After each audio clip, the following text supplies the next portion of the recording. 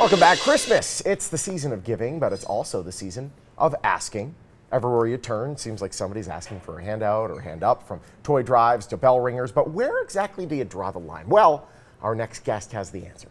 Abe Ashton is one of the area's leading financial professionals. He helps people prepare for retirement and even hosts his very own weekly retirement radio show. Abe, great having you again, my friend. Hey, thanks. I'm happy to be here. Thanks for having me back. I am not trying to say this as a humble brag. I'm really not. You kind of We've already are, talked but- about how generous No, it's you not are. Yes. that. It's just I that give so much. everything is crashing into this. Could not have come at a better time. Everything's crashing into once, or I'm just like a terrible story happens here. They need help.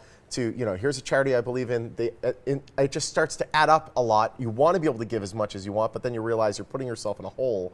How do we give responsibly without putting ourselves in said hole? Right, that's the dilemma, right? Yeah. Because if you say yes to every charity, you quickly become the charity. You're the charity. Right, because you're going to be the one who's needing The your own GoFundMe. GoFundMe. And like that page, GoFundMe, I just gave all of my money away to all the other GoFundMes. Now fund me.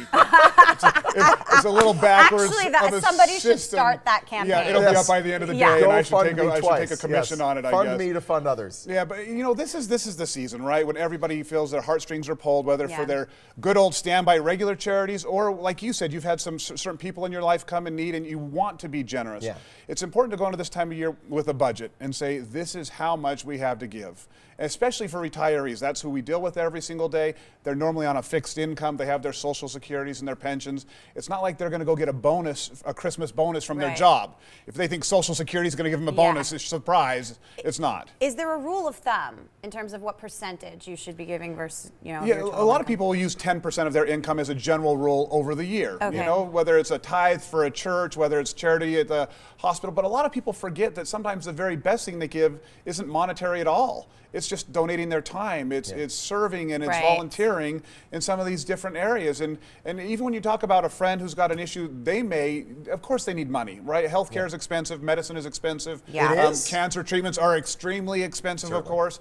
But sometimes they just want somebody to come over and talk to them, Yeah. and just bring them dinner and sit down and just chat and be around them. And so we tell our clients, don't ever dismiss how important your actual time is. It doesn't always have to be about money. Yeah. And you've got to be prepared to say no when you're starting to hit your threshold of how much you can give. How do you choose then which charities to kind of roll in your financial plans? Well, one thing that you can do is you can say, hey, listen, we've got these standby charities that we have that we donate to all the time.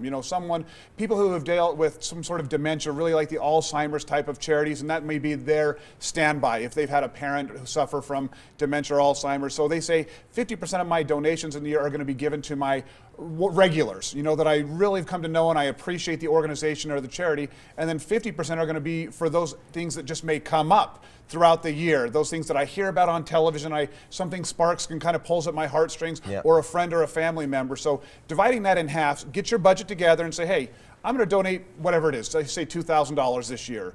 But $1,000 of that is going to go to my standbys, the ones I like to donate to every year, and I'm going to keep $1,000 on the side For the stuff that just for the comes stuff up. that comes up, and that way you don't feel like, oh, I can't give. I've already kind of maxed out for the Alzheimer's Foundation or American Heart and Lung Association.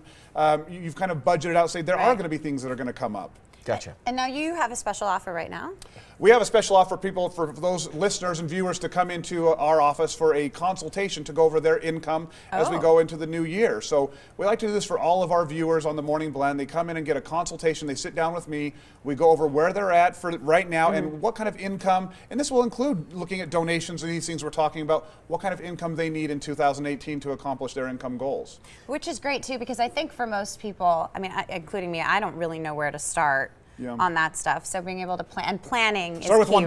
right? Start with $1. Well, I'm good at spending. Hey, well, there you go. I'm very We're good at all spending. very good at spending, Yeah. yes. But you know what, though? Everyone wants to try to get on a diet for the new year, but frankly, it's not that you're putting on a diet, but you just have to know where those dollars are going. Yeah, Yeah. if you don't know your budget, you're starting in the hole. You've got to know what it takes to live. And once you know that, then we can build around that. No question.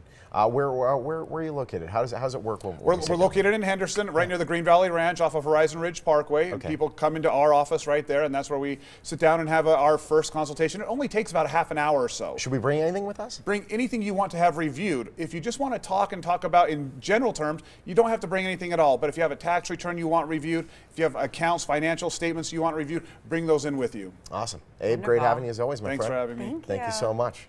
very charitable. He's a great guy. Hey, listen, if you'd like to know more about Abe and his team, they can help you build a custom income plan. Give his office a call right now. The complimentary retirement income plan is for the first 10 callers. 702-900-8177 is the number. You must be nearing retirement or already retired to qualify. Ashton and Associates are on St. Rose and Henderson near the 215. Their website is also listed on your screen for more information. They are a proud sponsor of the Morning Blend.